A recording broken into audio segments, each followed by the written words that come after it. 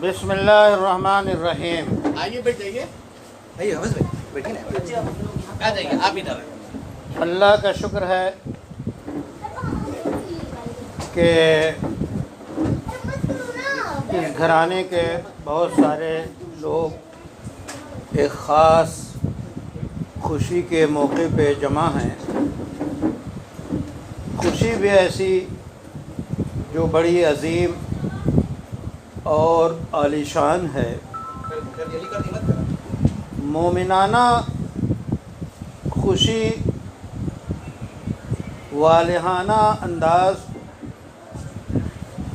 دینی مزاج سے ہم آہنگ، اس لیے اللہ کا شکر ہے.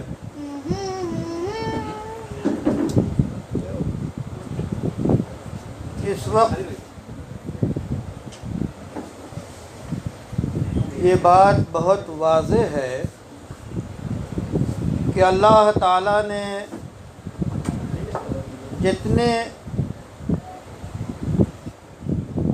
جتنی مخلوق کو پیدا کیا،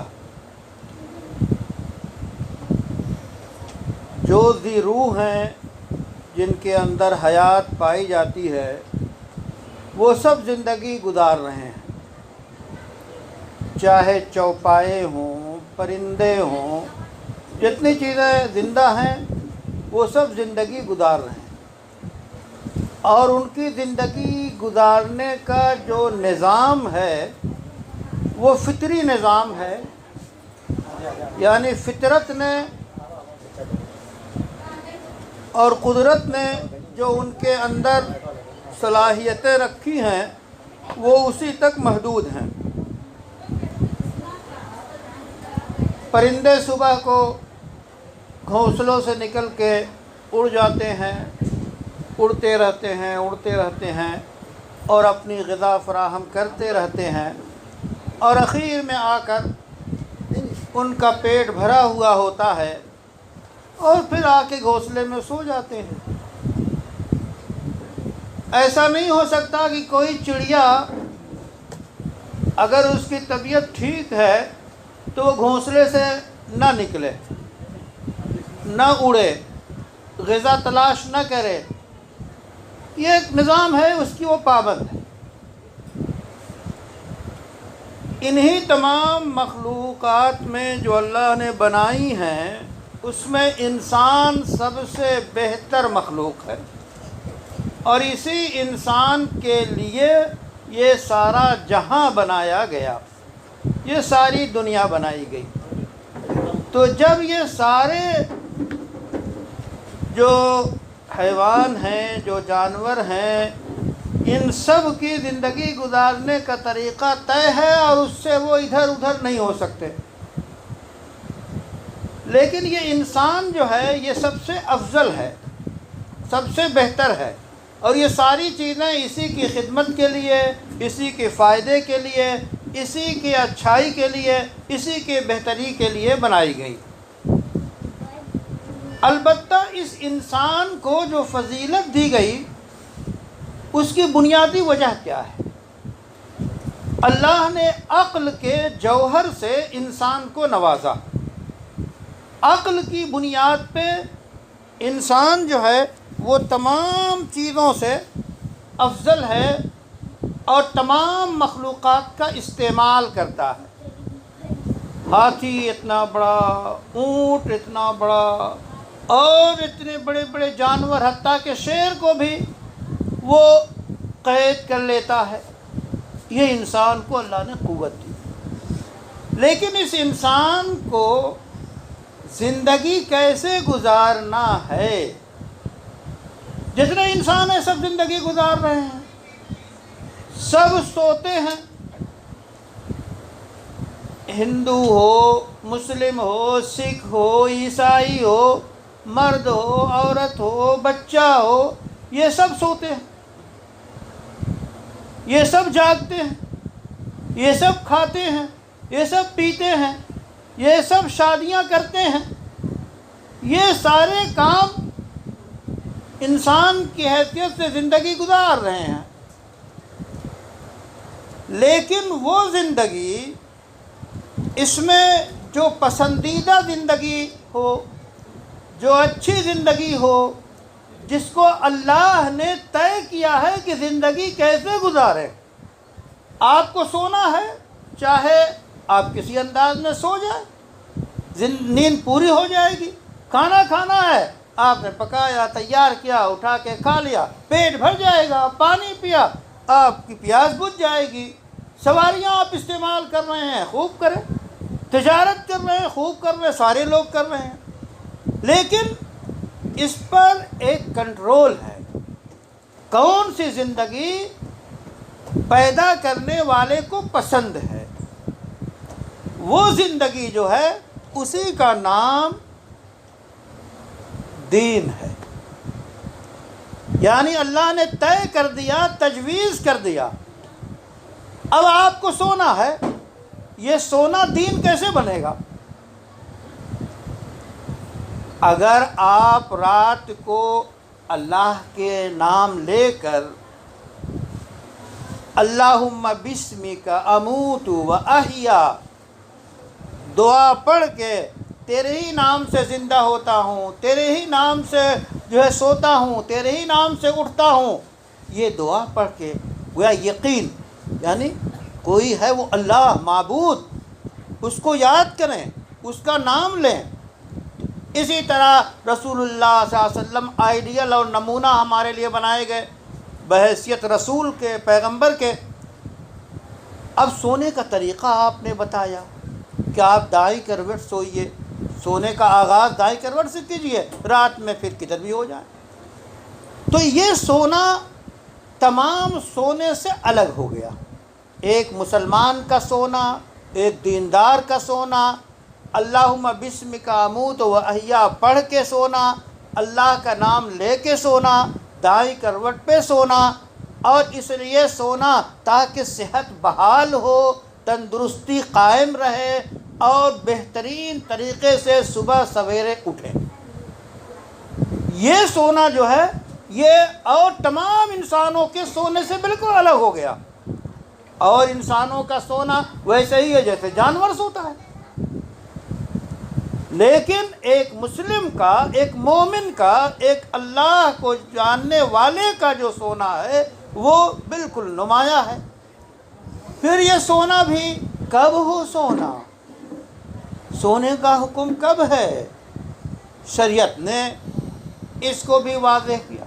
سب سے پہلے اللہ نے قرآن میں فرما دیا وَجَعَلْنَا اللَّيْلَ لِبَاسًا، کہ ہم نے رات کو لباس بنایا، چھپانے کی چیز بنائی، سکون کی جگہ، سکون کی وہ بنائی، اس میں راحت رکھی۔ اور رسول اللہ صلی اللہ علیہ وسلم نے فکس کر دیا، متعین کر دیا کہ آپ کب سوئیں۔ نہا رسول اللہ صلی اللہ علیہ وسلم عن السمرۃ بعد العشاء، کہ عشاء کے بعد قصہ گوئی سے، باتیں کرنے سے خواہ کی رسول اللہ نے روکا، یعنی عشاء کے بعد سو جانے کا حکم۔ جب آپ رات کو عشاء کے بعد سو جائیں گے تو آپ کی نیند پوری ہوگی۔ اب بلا وجہ اگر ہم 12 بجے، 1 بجے، 2 بجے رات خواہ جاگتے ہیں اور ایسے کاموں میں جاگتے ہیں جو غیر مناسب ہیں، ہمارے ہاتھوں میں ایک ڈبیا موبائل اور اسے ہم چلاتے رہتے ہیں، خواہ لغویات دیکھتے رہتے ہیں، نیند اڑ جاتی ہے، اور جب 2 بجے رات کو، 3 بجے رات کو آپ سوئیں گے تو صبح اٹھیں گے تو کیا حال ہوگا؟ بدن تھکا ہوا ہوگا، تھکان ہوگی، کسی اچھے آفس میں جا کے آپ کام نہیں کر سکتے، یا زندگی کا کام آپ انجام نہیں دے سکتے۔ تو شریعت نے بتا دیا۔ اور پھر ایک سائنسی تحقیق ہے کہ ایک شخص کا ٹیسٹ کیا گیا، جانچ کی گئی اس کے صحت کی، تو سب سے پہلے سر کو جو ہے جانچ کیا گیا مشین سے، تو اس کے بعد رپورٹ یہ آئی کہ کیا آپ رات کو سوتے نہیں؟ تو انہوں نے بتایا ہم رات کو نہیں سوتے، دن کو سو لیتے ہیں۔ تو بتایا گیا کہ انسان کے دماغ کے اندر ایک ایسا جز ہے کہ وہ اس کو آرام جو ہے صرف رات کی نیند ہی میں ملتا ہے. اگر رات کو نہ سوئے، دن کو 10 گھنٹے سوئیں، لیکن اس جز کو آرام نہیں ملے گا تو طبیعت میں بے چینی رہے گی، سکون غائب رہے گا. آپ کسی کام کو انجام، فکری، عقلی اور تحقیقی کام کو انجام نہیں دے سکتے. یہ بڑی اہم بات ہے. تو شریعت نے سونے کی حد کی کہ آپ عشاء بعد سو جائیں اور صبح سویرے اٹھیں. اب بھی آپ ذرا سا ہم اپنی زندگی کا ذرا جائزہ لیں. جو شخص، حدیث میں آتا ہے، صحیح مسلم میں ہے، بخاری میں ہے، کہ جب بندہ سوتا ہے اور اٹھتا ہے تو اس کے اندر 3 گانٹھ پڑ جاتی ہے. شیطان 3 گانٹھ اس کی ہڈی میں ریڑھ کی ڈال دیتا ہے. وہ اٹھتا ہے، اللہ کا نام لیتا ہے، ایک کھل جاتی ہے. وضو کرتا ہے، اللہ کا ذکر کرتا ہے، دوسری کھل جاتی ہے. اور یہاں تک کہ وہ نشیط، چست، شاندار اٹھ کر اپنے کام میں لگ جاتا ہے اور فجر کی نماز پڑھتا ہے. اور جو شخص سویا رہ گیا، جو شخص سویا رہ گیا یہاں تک کہ سورج نکل آیا، اس کے بارے میں ذرا سنیے. صاف صاف حدیثیں ہیں. شیطان صاحب آتے اور اس کے کان میں پیشاب کر دیتے. پیشاب کر کے شیطان چلا جاتا ہے. اب یہ سونے والا یا سونے والی، اس کا کیا حشر ہوگا؟ انتہائی سستی، بے چینی، بے خوابی کا شکار. اور ظاہر ہے کہ وہ شیطان کا ڈسا کہاں جائے گا؟ شیطان نے جب پیشاب کر دیا تو اس کی زندگی پھر کیسی گزرے گی؟ تو ہم یہ ذرا اپنی زندگی کا جائزہ لیں. ہر شخص سوچے کہ ہم کیا کر رہے ہیں، رات کیسے گزارنی چاہیے. رات کے بارے میں رسول اللہ صلی اللہ علیہ وسلم کو فرمایا گیا، قُمِ اللَّيْلَ إِلَّا قَلِيلًا.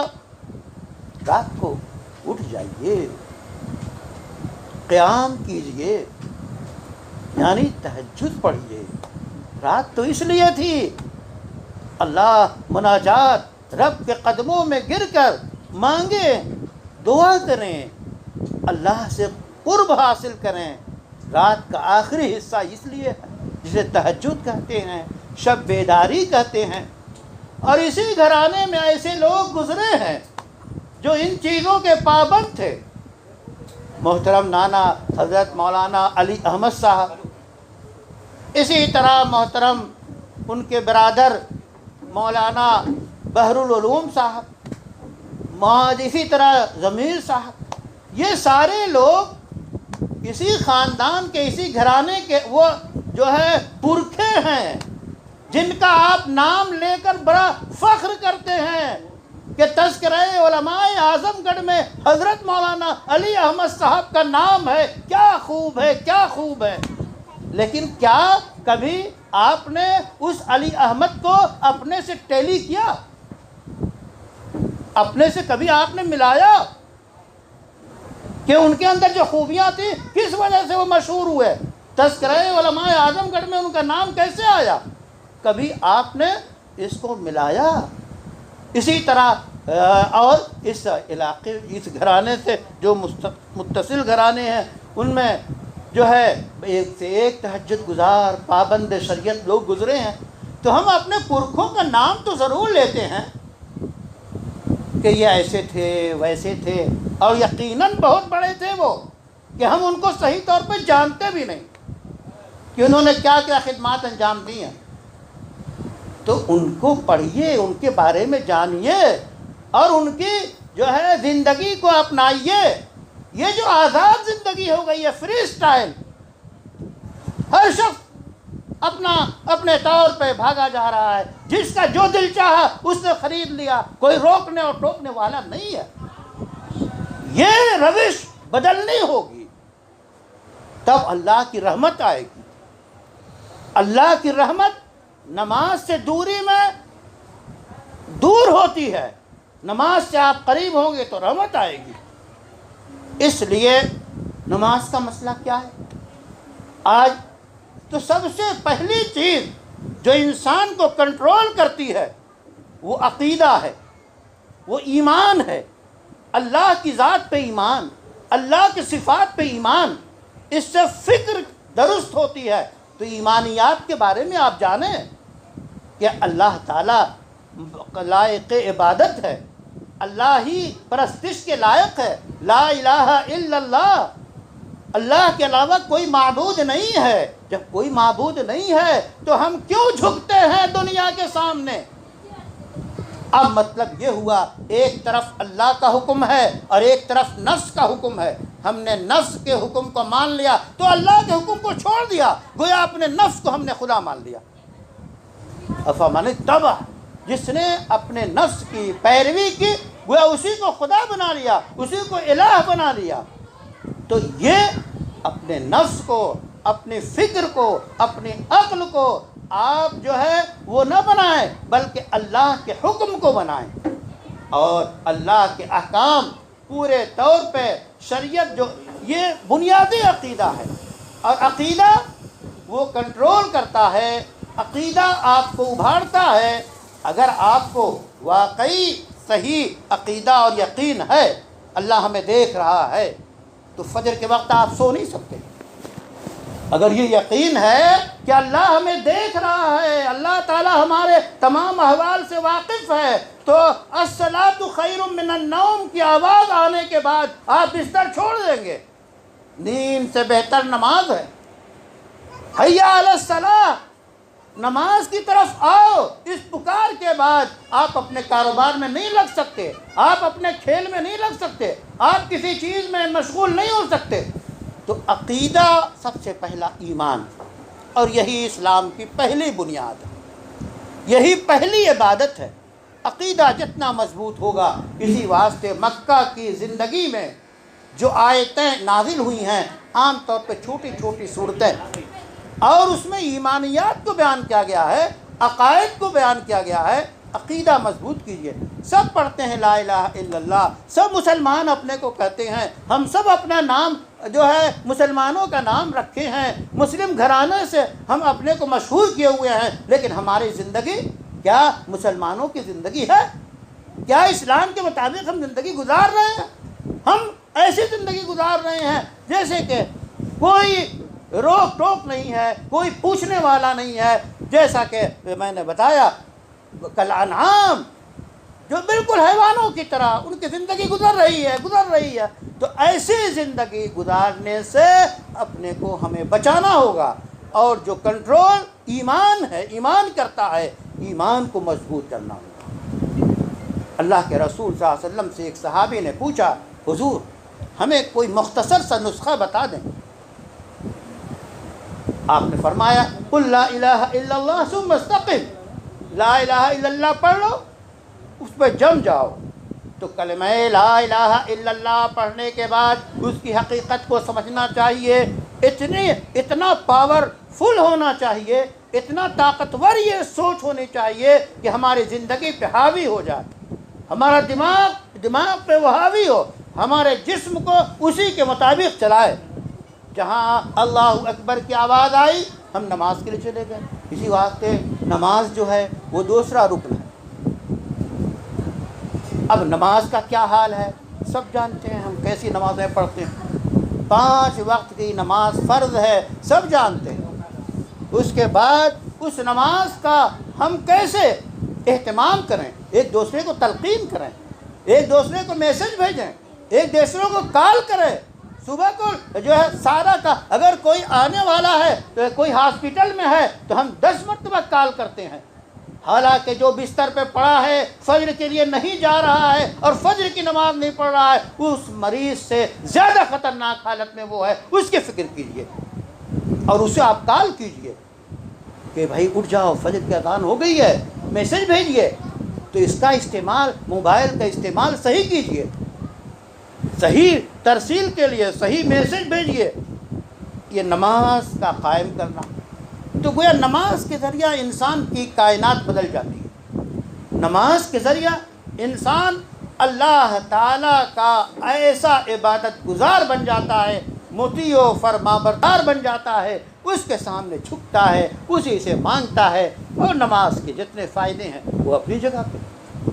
اب اس کے بعد اگر مالی حالت درست ہے، اللہ نے مال دیا ہے، تو اس مال میں سے ایک مومن کو یہ حکم دیا گیا ہے، ایک خاص حصہ مال میں سے نکال کر محتاجوں کو، غریبوں کو، ضرورت مندوں کو دیا جائے۔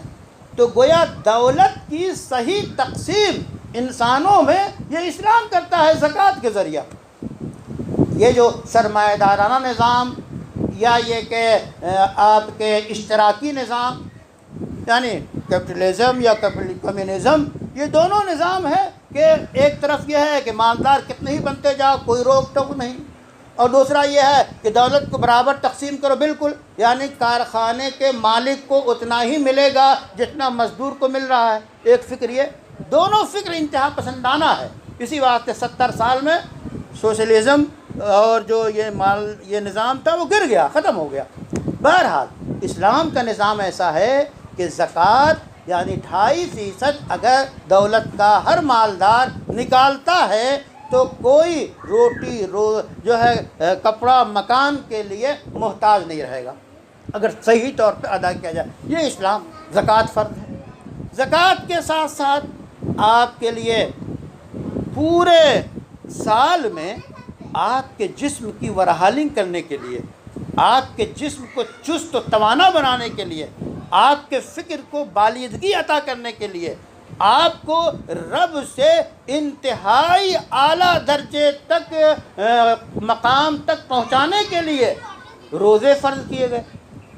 1 مہینے کا روزہ رکھ کر انسان جو روحانیت محسوس کرتا ہے اور بھوک کے احساس سے اس کو پتہ چلتا ہے کہ ایک بیوہ کے گھر جس کے توے پہ روٹی نہیں پکی ہے، اس کے بھوک کا کیا حال ہوگا، محسوس کرتا ہے۔ کتنا ہی بڑا مالدار ہو، بھوک کا احساس کب ہوگا؟ جب وہ روزہ رکھے گا۔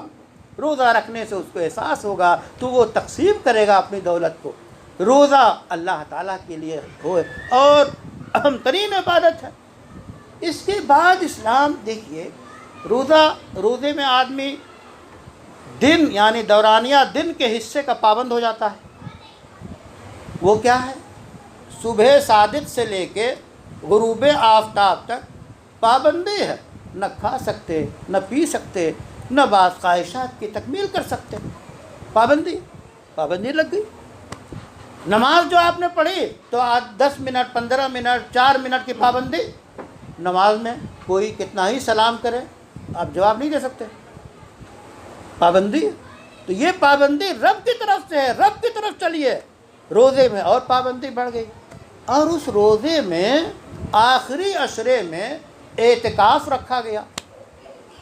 اعتکاف کا تو مطلب ہی یہ ہے کہ در جانا پہ آ کے پڑ جانا، اللہ کے در پہ آ کے پڑ گئے، پورا عشرہ اللہ کے گھر میں ہیں، اللہ کے قدموں میں ہیں، گر گرا رہے ہیں، رو رہے ہیں، مانگ رہے ہیں، عبادتیں کر رہے ہیں۔ یہ کس لیے؟ اللہ کے گھر پہ آ کے پڑ گئے۔ اب ایک سوزش پیدا ہوتی ہے، دل میں ایک تڑپ ہوتی ہے، رب سے اور قرب چاہتا ہے یہ بندہ۔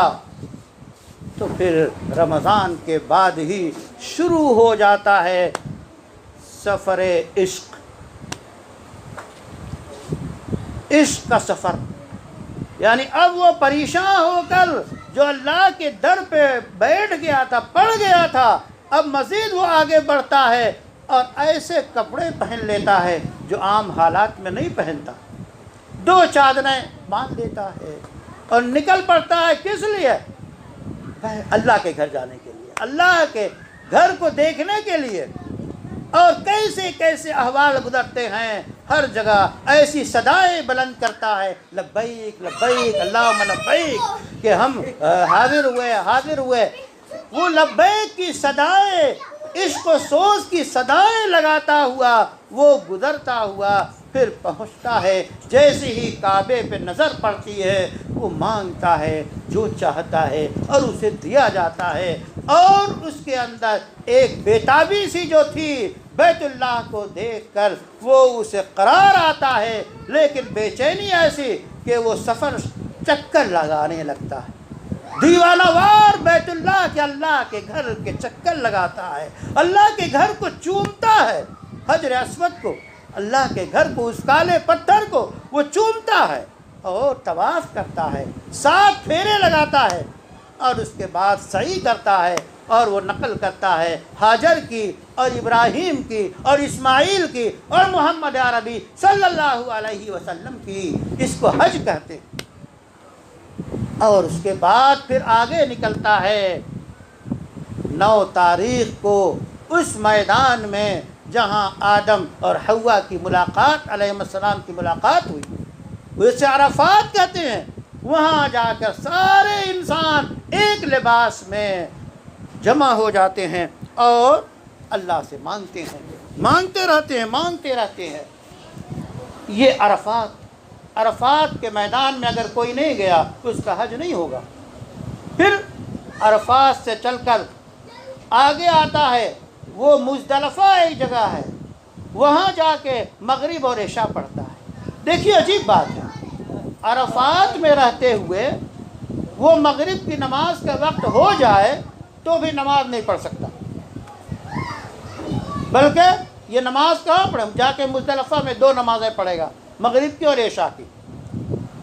وہ لوگ جو نماز کے پابند ہیں ان کی زندگی میں شاید ہی کبھی ایسا ہو کہ سورج ڈوب گیا ہو اور نماز نہ پڑھیں، لیکن وہاں سورج ڈوبنے کے بعد کتنا ہی دل چاہے کہ مغرب پڑھیں نہیں پڑھ سکتے۔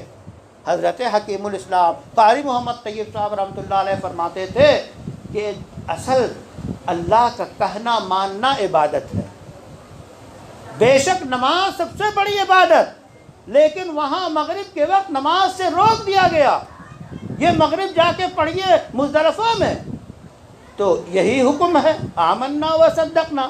اس کے بعد وہاں سے جانے کے بعد پھر وہ شیطان جو زندگی بھر بہکاتا رہتا ہے، منا پہنچ کے اس کو کنکریاں ماری جاتی ہیں، پھر قربانی کی جاتی ہے، پھر آخری طواف کیا جاتا ہے۔ یہ ہے حج کا خلاصہ۔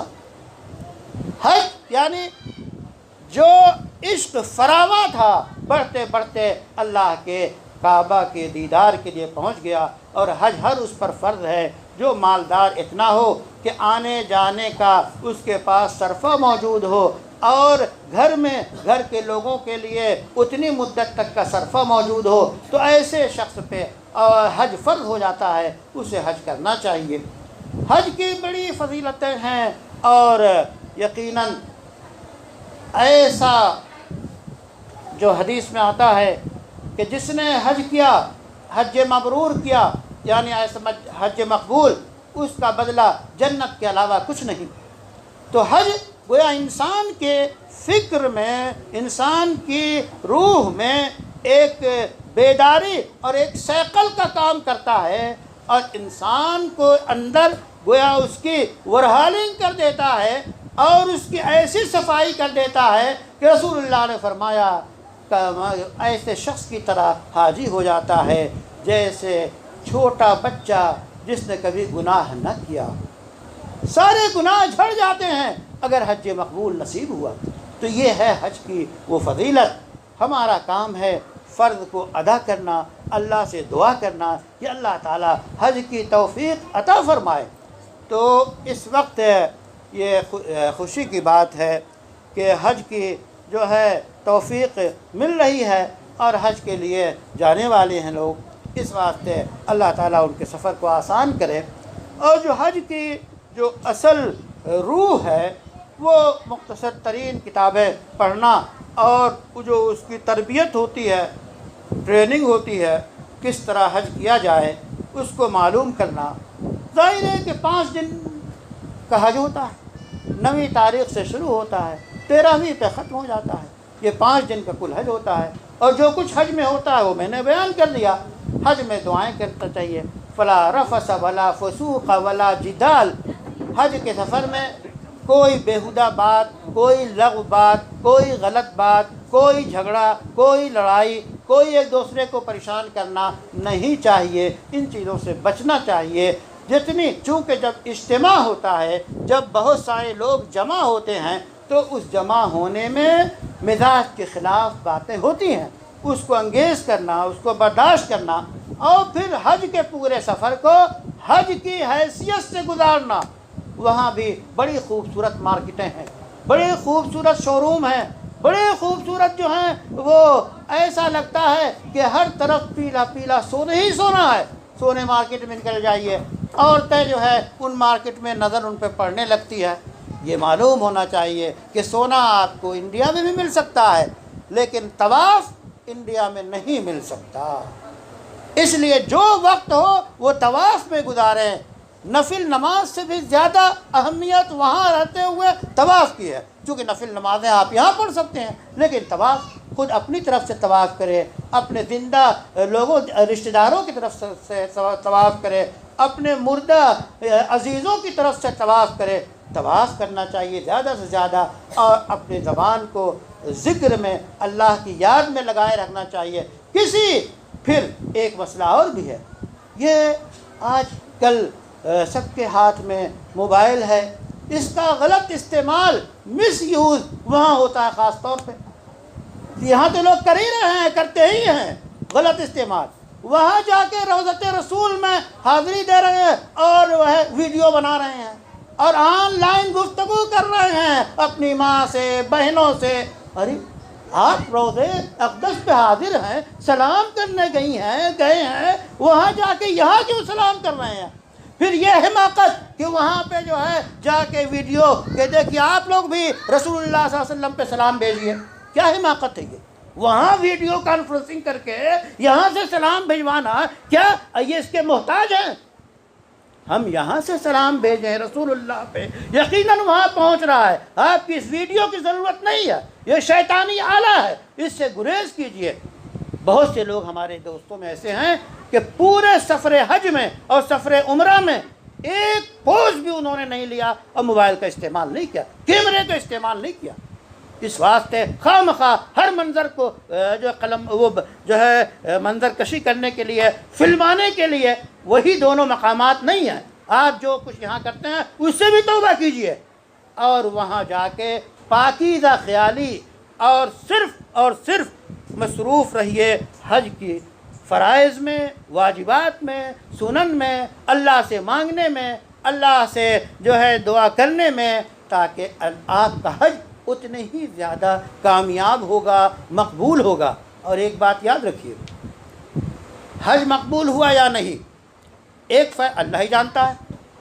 ایک فیصلہ، ایک صورت یہ ہوتی ہے کہ حج سے آنے کے بعد اگر زندگی میں تبدیلی آئی، اگر زندگی سے خرافات نکلی اور زندگی جو ہے دینداری زندگی میں پیدا ہو گئی، تو مطلب یہ ہے کہ حج مقبول ہے۔ ورنہ اللہ معاف کرے، آج کل عمرے بھی فیشن کے، اور اللہ معاف کرے فیشن کے عمرے۔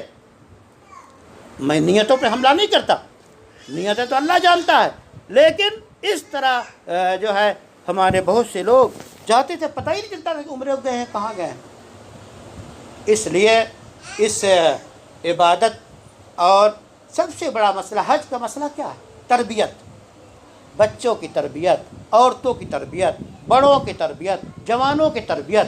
آج ہم اس جوہر سے غافل ہو گئے ہیں، ہم جانتے ہی نہیں کہ جو بچے کر رہے ہیں کرنے دے رہے ہیں۔ عجیب بات ہے، اگر بچے کے ہاتھ میں ایک زہر کی پڑیا آ جائے اور آپ دیکھیں کہ وہ کھول کے جا رہا ہے چکھنے اسے، تو کتنے تیزی کے ساتھ آپ لپکیں گے، چھین کے اس کو پھینکیں گے۔ لیکن نہ جانے کتنے زہر ہیں جو شریعت کے خلاف، جو عمل ہے وہ زہر ہے، انسان کو ہلاک کر رہا ہے، دماغ کو خراب کر رہا ہے، قلب کو خراب کر رہا ہے، بینائی کو خراب کر رہا ہے، معاشرے میں رسوا اور ذلیل کر رہا ہے۔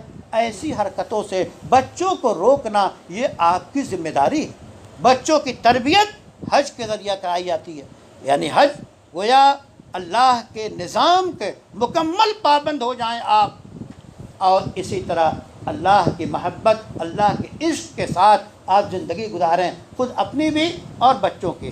ہم دعا کرتے ہیں کہ اللہ تعالیٰ سفر حج کو سے توفیق سب کو عطا فرمائے، جن لوگوں نے ارادہ کر رکھا ہے ان کے ارادے کی تکمیل فرمائے، اور حج قبول فرمائے۔ حج کے ثمرات یعنی نتائج، حج کے بعد کی زندگی، اصل زندگی وہ دیکھنے کی ہے کہ اس کے اندر وہ تبدیلی آتی نہیں، اس آتی ہے کہ نہیں۔ اگر تبدیلی آتی ہے تو بڑی بات ہے۔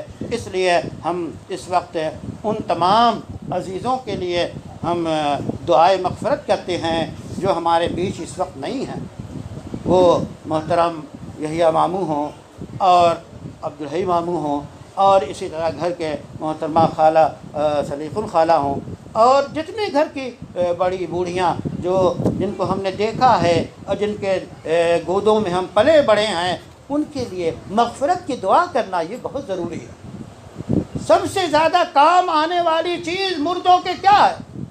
مغفرت کی دعا اور مالی صدقہ، دو چیزیں ایسی ہیں جو براہ راست ان کو پہنچتی ہیں اور ان کے کام آتی ہیں۔ اس لیے اپنے مردوں کو، اپنے عزیزوں کو آپ یاد رکھیے، ان کے لیے دعائے مغفرت کرتے رہیے، ان کا ہمارے اوپر حق ہے۔ تو اس موقع پہ ہم ان کے لیے مغفرت کی دعا کرتے ہیں، اللہ ان کے درجات کو بلند کرے اور ان کے نسلوں میں دین باقی رکھے۔ جو بڑے انتہائی علم اور فضل اور حدیث اور فقہ اور اعلیٰ تعلیم میں وہ بڑے رہے ہیں، اچھی زندگی گزاری ہے، ان کا نام لے کر ہم خوش ہوتے ہیں۔ ان کے مطابق ہمارے اندر بھی اب ایسے لوگ پیدا ہوں جو ان جیسے ہوں۔ اس واسطے کم سے کم دیندار بنیں، ہم دیندار بنانے کی کوشش کریں، اور سب سے بڑی بات یہ ہے کہ دین کی لگام ہر وقت لگی ہو، بے لگام نہ ہو۔ بے لگام ہونے سے تباہی ہے، ہلاکت ہے، بربادی ہے۔ اس لیے بے لگامی سے بچیے، دین کی لگام لگائیے اور دین کے پابند بنیے۔ ہر شخص کی، بڑا ہو چھوٹا ہو، اس کی ذمہ داری ہے کہ وہ اسلام کے مطابق زندگی گزارے۔ اللہ تعالی ہمیں مکمل اسلام پہ عمل کرنے اور اس کے تقاضوں کی تکمیل کرنے اور اس کو عام کرنے، دنیا تک پہنچانے کی توفیق عطا فرمائے۔ وآخر دعوانا